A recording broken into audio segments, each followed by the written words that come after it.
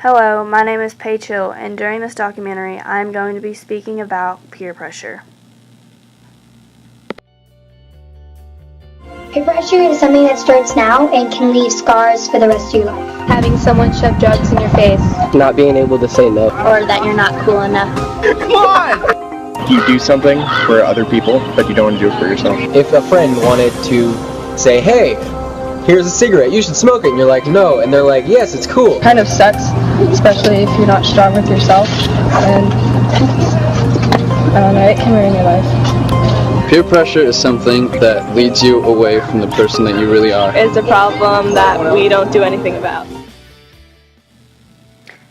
Peer pressure is all about the people you choose to hang out with and the choices you make within that group.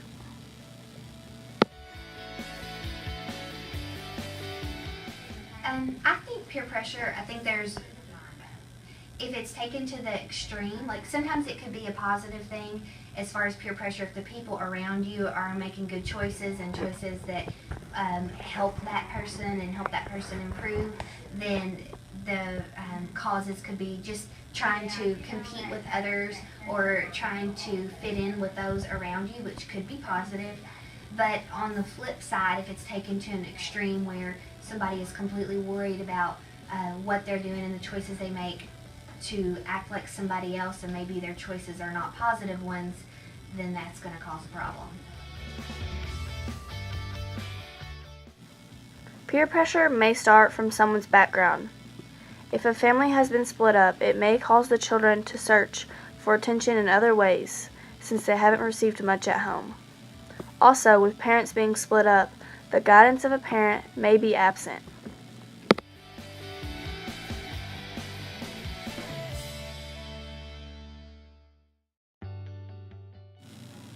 There are such things as negative peer pressure, especially with teenagers and young adults.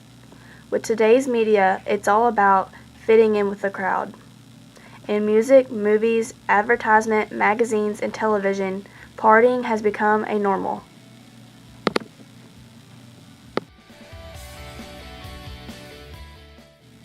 Positive peer pressure consists of sports. Being active and involved is always a good thing. Also, keeping up with schoolwork. If your friend group is keeping up with grades and staying involved with school, it can only be for the better.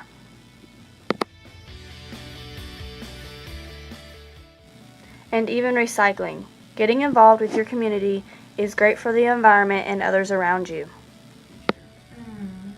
I don't know. I think it's probably always been an issue. My guess is because, like I said, people want to be accepted. People want to be in a group.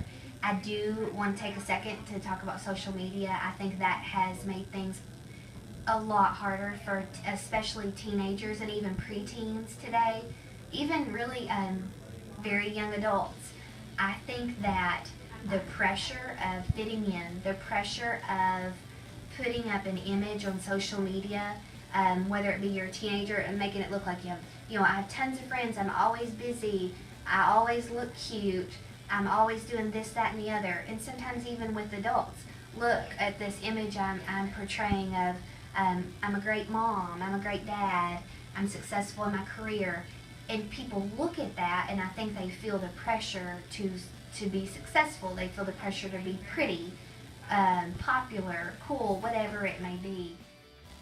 Social media plays a huge role in today's society. Everywhere you go, you see someone's phone up their nose, worried about what the next person's doing.